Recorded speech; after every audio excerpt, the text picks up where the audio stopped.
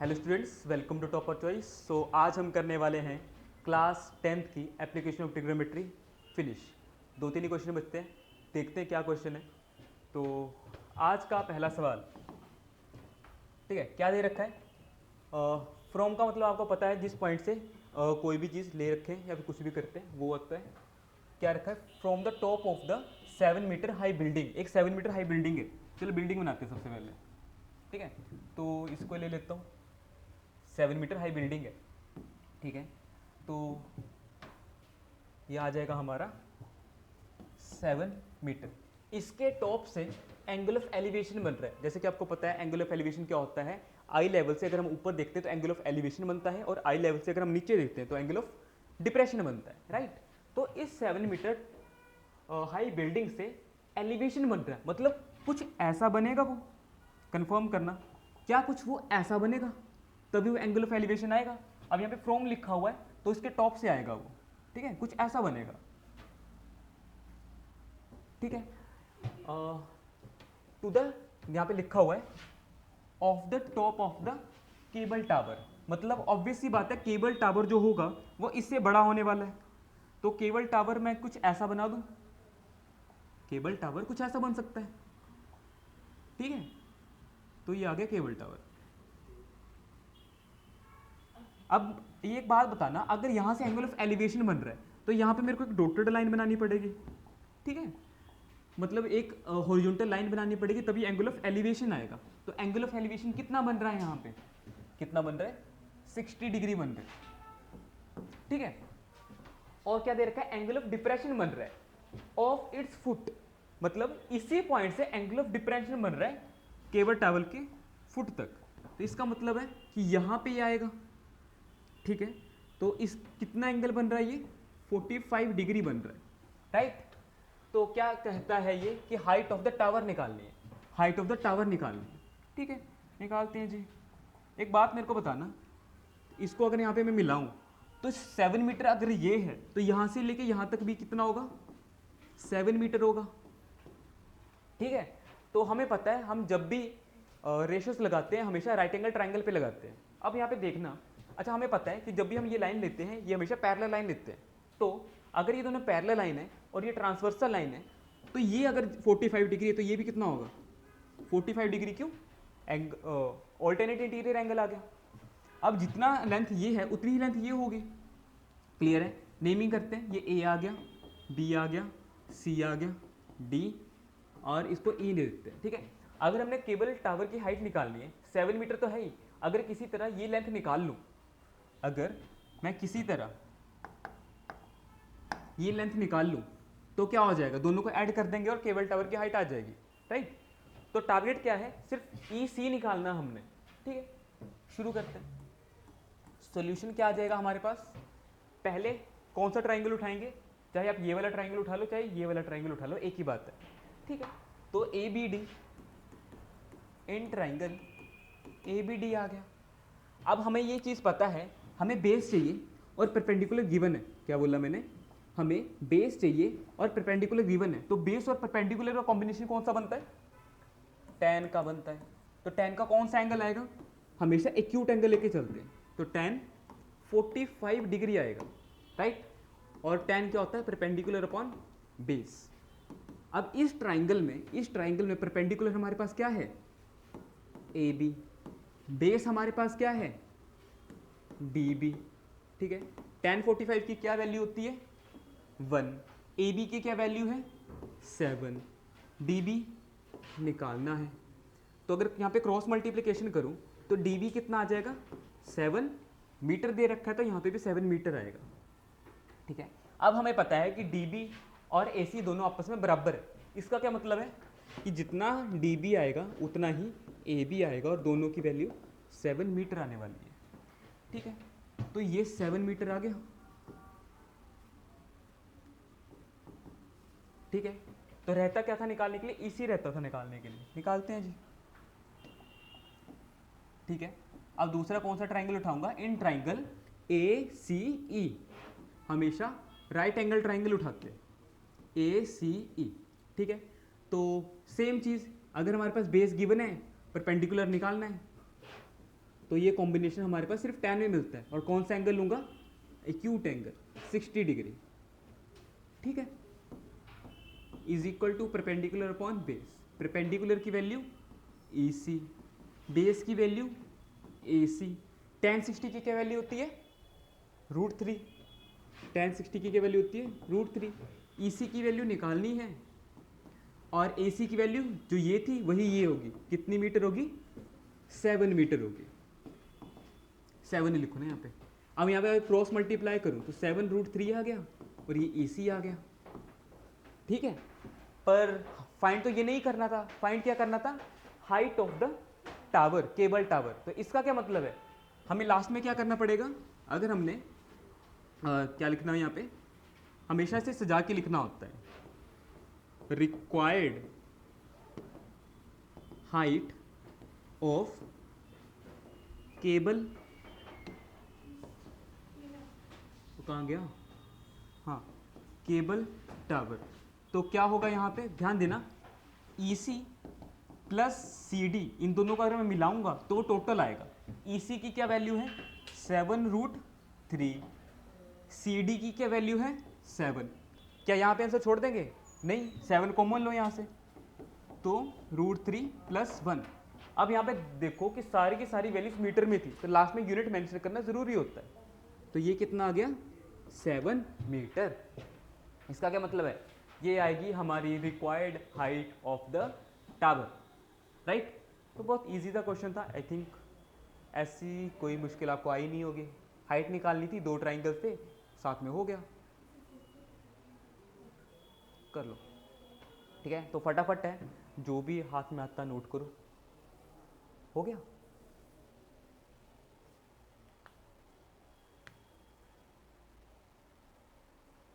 ठीक है, video pause करके आप नोट कर सकते हो, ठीक है। तो नया क्वेश्चन शुरू करें, ठीक है। तो नेक्स्ट सवाल क्या है? एक एन ऑब्जर्वर, कोई भी ऑब्जर्वर है, from the top of the 75 metre high lighthouse. अच्छा, अब वो लाइट हाउस पे खड़ा हुआ है, तो बनाया जाए लाइट हाउस। क्या मैं ऐसा लाइट हाउस बना सकता हूँ? ये लो जी, लाइट हाउस बन गया, बढ़िया है, बढ़िया ही होगा, ठीक है। थोड़ा सा नीचे करते हैं, थोड़ा सा पतला करते हैं, ठीक है, अब बेटर है। क्या दे रखे? 75 मीटर है, तो 75 मीटर है तो इसकी हाइट यहाँ पे लिख लेते हैं, कितनी आ गई? 75 मीटर, ठीक है, फ्रॉम द सी लेवल। अच्छा, ये जो लाइट हाउस है ना, ऑब्वियस सी बात है नीचे होगा, पर पानी इतना इतना होगा, पर इसकी जो हाइट है हमेशा सी लेवल से ले रहे हैं, ठीक है। तो सी लेवल बना लेते हैं जी, इन्होंने कहा है तो सी लेवल ये रहा, ठीक है, बढ़िया बन रहा है, ठीक है, सी लेवल बना दिया। अब क्या कहता है कि एंगल ऑफ डिप्रेशन है यहाँ पे, चीज ध्यान देना, एंगल ऑफ डिप्रेशन है, कहाँ से? Of the two ship. मतलब ऑफ का मतलब है जहाँ पे वो बन रहा है, फ्रॉम का मतलब होता है जहाँ से वो बन रहा है, फ्रॉम द, ठीक है, टॉप से बन रहा है, ये देखो, from the top of the light house, इसके टॉप से बन रहा है टू शिप पे, और एंगल ऑफ डिप्रेशन बन रहा है। तो एक बात मेरे को बताना, अगर एंगल ऑफ डिप्रेशन बन रहा है तो हमेशा आई लेवल से नीचे बनेगा, है ना। तो यहाँ से अगर बन रहा है तो कुछ ऐसा बनेगा कि इसको मान लेते तो ये पहला शिप आ गया, ये दूसरा आ गया, ठीक है। क्यों आया? क्योंकि दो एंगल अलग अलग है, तो मेरे को ऐसे ही बनाना पड़ेगा, ठीक है। अरे यार, हटाते हैं इसे, ठीक है, नहीं बनाते,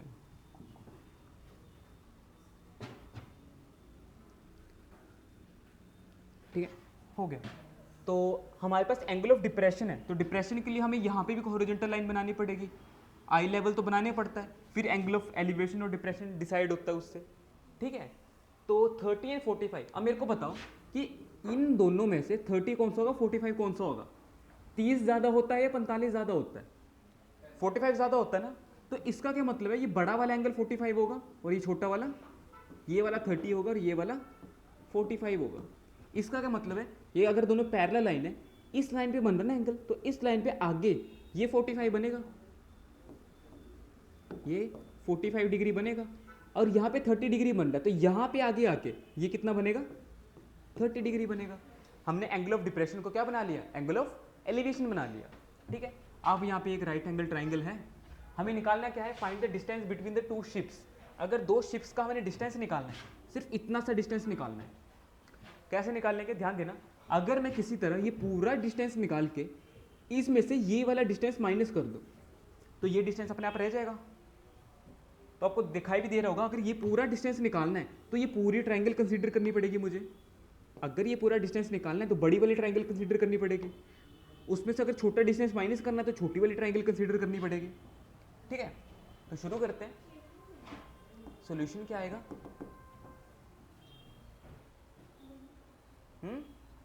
चल, अच्छा एक चीज़ रह गई, नेमिंग करनी रह गई। ये ए आ गया, ये बी आ गया, ये सी आ गया, ये डी आ गया। ठीक है, शुरू करते हैं। अच्छा ठीक है, तो पहला ट्रायंगल क्या करूंगा, इन ट्रायंगल, बड़ा ट्रायंगल उठाएं छोटा, छोटे से काम चला लेते हैं ना पहले। A B C, in triangle A B C, तो क्या करूंगा, बेस हमें माइनस करना है, परपेंडिकुलर गिवन है, तो कौन सा फॉर्मूला लगेगा या फिर कौन सा रेशो लगेगा, tan लगेगा। और tan में कौन सा एंगल लूंगा, 45, बहुत अच्छे। कौन सा एंगल लूंगा, 45 डिग्री। tan क्या होता है, परपेंडिकुलर अपॉन बेस। परपेंडिकुलर क्या है हमारे पास, ए बी, बेस क्या है, सी बी। ठीक है, ए बी की वैल्यू गिवन है 75, सी बी ही निकालना है, और tan 45 की वैल्यू क्या होती है, 1 होती है। बहुत अच्छे, ठीक है। अब क्रॉस मल्टीप्लाई करूंगा मैं यहाँ पे, 75 मीटर। ठीक है, तो सी बी आ गया हमारे पास। बचता क्या है, दूसरे ट्रायंगल में अप्लाई करते हैं। In triangle A B D, A B D अगर मैं बड़े वाले ट्रायंगल में अप्लाई करूं तो हमेशा वही है, हमें ये बड़ी वाली साइड चाहिए, तो उसके लिए बेस आएगा और परपेंडिकुलर आएगा। तो यहाँ पे क्या लगाऊंगा, tan 30 डिग्री। ठीक है, परपेंडिकुलर अपॉन बेस, परपेंडिकुलर की क्या वैल्यू हमारे पास, 75। चलो परपेंडिकुलर लिख लेते हैं, पहले ए बी है, बेस क्या है, डी बी है। tan 30 की कितनी वैल्यू होती है, 1/√3। ए बी की वैल्यू 75 है, और डी, चलो बी डी लिख लो या डी बी लिख लो, एक ही बात है। अब ये अगर क्रॉस मल्टीप्लाई करूँ, ये इधर जाएगा, डी बी आ गया, इसको क्रॉस मल्टीप्लाई करो, 75√3। ठीक है, अब क्या करें जी आगे, हमने क्या बताया था, अगर मैं इस पूरे डी बी में से, ध्यान से सुनना, अगर मैं इस पूरे डी बी में से ये सी बी हटा दूँ तब सी डी आ सकता है, और ये डिस्टेंस बिटवीन टू शिप्स था। तो क्या करूँगा, ध्यान देना, इसको थोड़ा सा ऊपर, यहाँ पे लिखेंगे रिक्वायर्ड डिस्टेंस बिटवीन शिप्स कितना होता है, पूरा डी बी में से अगर मैं सी बी माइनस करूँ, डी बी कितना है 75√3, सी बी कितना है 75, तो 75 अगर मैं यहाँ से कॉमन लूँ कितना आएगा, √3 - 1। अब यहाँ पे नहीं छोड़ना है, यूनिट्स लिखना कंपलसरी होता है, तो यहाँ पे क्या लिखूंगा, मीटर्स। तो ये हमारा फाइनल आंसर आने वाला है। समझ में आया? ठीक है, इजी क्वेश्चन था, आई थिंक समझ में आया होगा। ठीक है, तो देखो, नोट करना है नोट करो, या फिर आप वीडियो पॉज करके भी नोट कर सकते हो। बहुत इजी क्वेश्चन था। ठीक है, तो एज सच कुछ ऐसा मुश्किल नहीं था। नेक्स्ट क्वेश्चन देखते हैं। ठीक है, next question of the day क्या है कि 1.2 मीटर टॉल गर्ल है, ये हाइट दे रखी है। आई थिंक ब्लर होगा, मैं थोड़ा बना दूंगा इसे अच्छे से, इसमें है ना। ठीक है, तो ये हमारे पास छोटा छोटा करके बनाते हैं। ये हमारे पास 30 और ये हमारे पास 60, यही है, और ये 88.2 है टोटल हाइट ना, 88.2 मीटर है टोटल हाइट। ठीक है, और इसकी हाइट है यहाँ से लेके यहाँ तक 1.2 मीटर। 2 दिखाई दे रहा है ना, 1.2 मीटर। ठीक है, तो करना क्या हमें, देखते हैं। बैलून मूव कर रहा है, पहले यहाँ पे था, मूव करते करते यहाँ पे चला गया, हवा की वजह से हॉरिजॉन्टली मूव कर रहा है। ठीक है, तो उस लाइन की हाइट है 88.2, इस पूरे लाइन की हाइट है 88.2 मीटर। ठीक है, फ्रॉम द ग्राउंड, पूरे ग्राउंड से, मतलब यहाँ इस पॉइंट से ये एक नहीं कि आप इस पॉइंट से लेके आ जाओ, नहीं, ग्राउंड से हाइट है इसकी, ठीक है।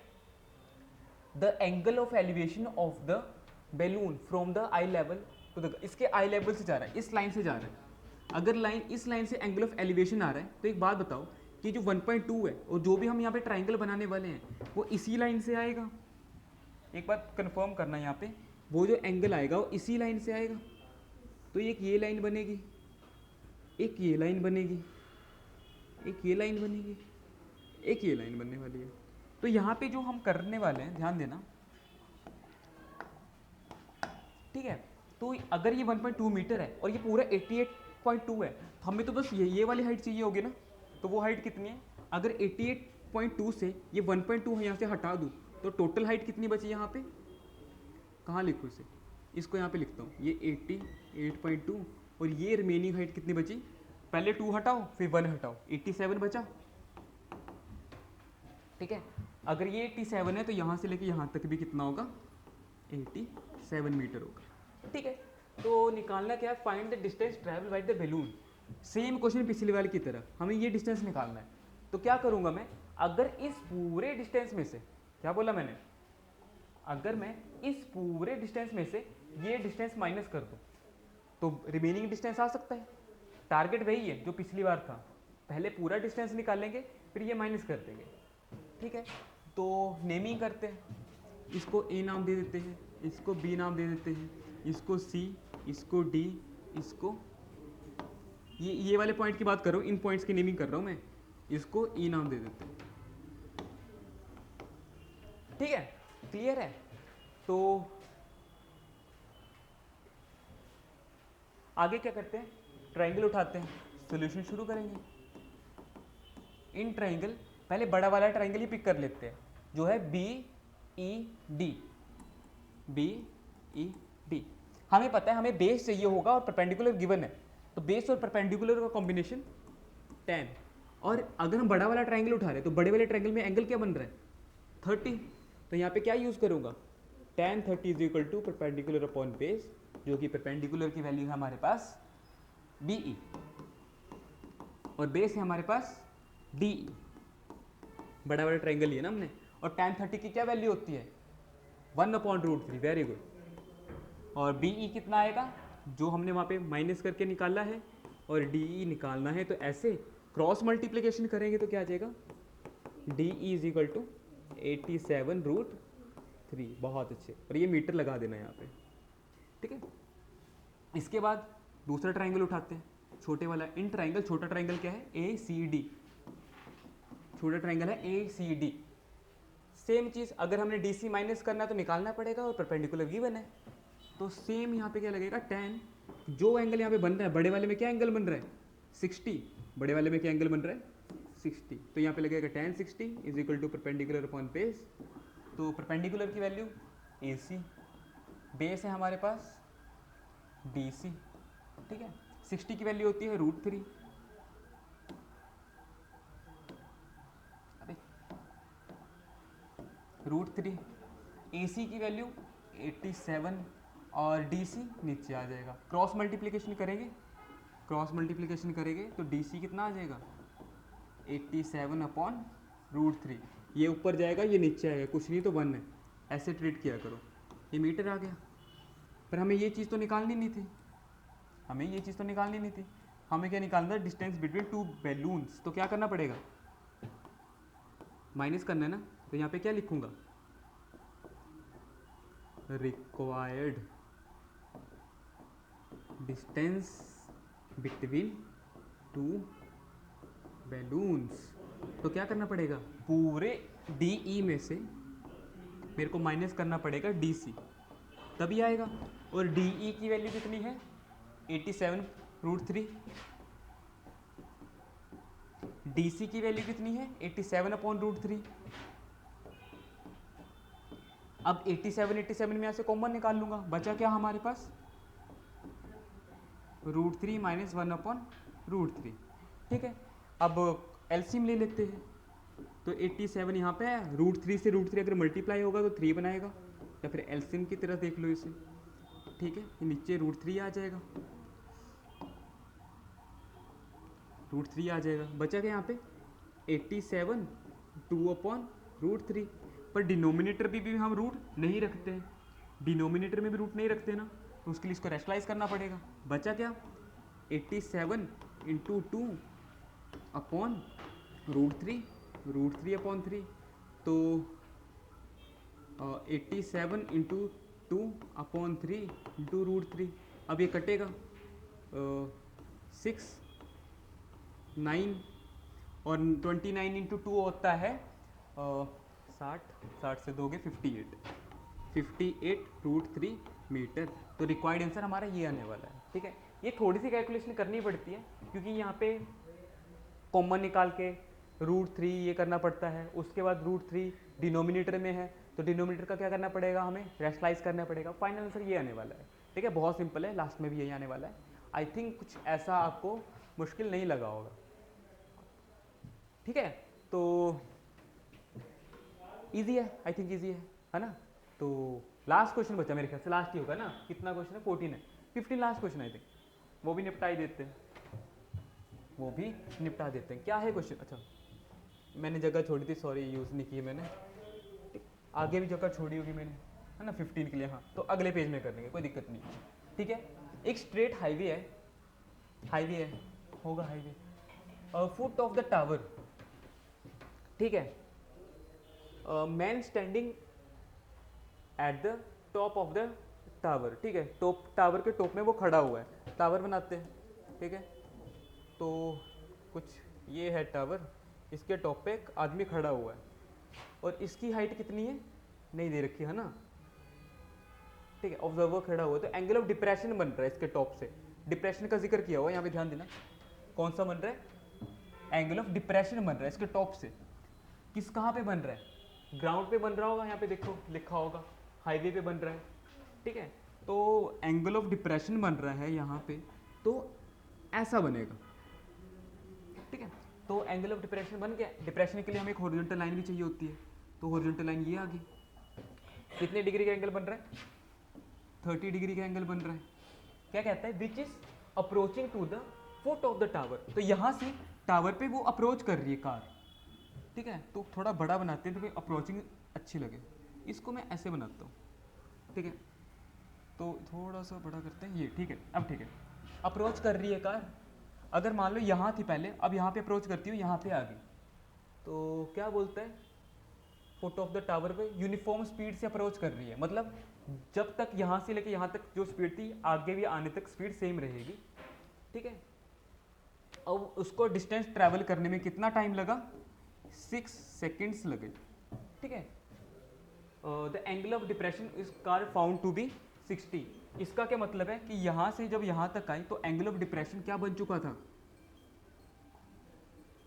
एंगल ऑफ डिप्रेशन क्या हो चुका था, 60 हो चुका था। ठीक है, तो ये कितना है एंगल, 60 डिग्री है। ठीक है, तो और क्या कहता है, find the time taken by the car to reach the foot of the tower. यहाँ से लेके यहाँ तक का टाइम दे रखा है, हमें यहाँ से लेके यहाँ तक का टाइम निकालना है। एक बात ध्यान रखना कि अगर ये बात अगर टाइम पे जा रही है, अगर ये बात टाइम पे पहुँच गई तो हमें स्पीड, टाइम और डिस्टेंस का ही फॉर्मूला लगाना पड़ता है। ठीक है, तो नेमिंग करते हैं, ये ए आ गया, ये बी आ गया, ये सी आ गया, ये डी आ गया।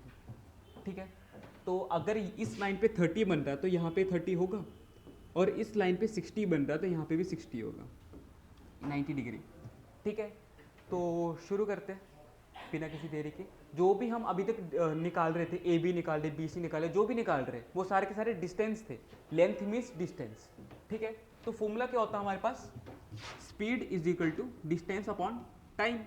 तो डिस्टेंस अगर हम निकाल रहे थे वो स्पीड इंटू टाइम में आएगा। मतलब अगर डिस्टेंस निकाल लें, स्पीड इंटू टाइम की फॉर्म में लिख सकते हैं, और स्पीड तो यूनिफॉर्म में, मतलब कट जाएगी लास्ट में जाके। ठीक है, नहीं समझ में आया फिर भी देख लो, क्या करेंगे समझ में आ जाएगा। ठीक है, तो इन ट्राइंगल, पहले बड़ा वाला ट्राइंगल उठाते हैं, A B D, A B D. इस ट्राइंगल में क्या करेंगे, बेस निकालना है, परपेंडिकुलर कॉमन है, तब वही tan लगेगा। tan बड़े वाले ट्राइंगल में 30 डिग्री एंगल है, is equal to perpendicular upon base. Perpendicular की वैल्यू ए बी, और बेस है हमारा BD, ठीक है। tan 30 की वैल्यू कितनी होती है 1/√3, ठीक है।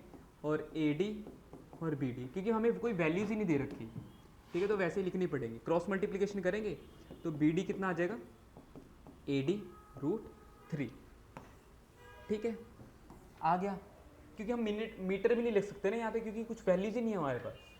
सेकंड ट्राइंगल उठाते हैं, इन ट्राइंगल, छोटा वाला ट्राइंगल ACD ट्राइंगल उठाते हैं, तो tan कौन सा एंगल आ जाएगा 60 डिग्री आ जाएगा, इज इक्वल टू परपेंडिकुलर क्या है AD, बेस क्या है हमारे पास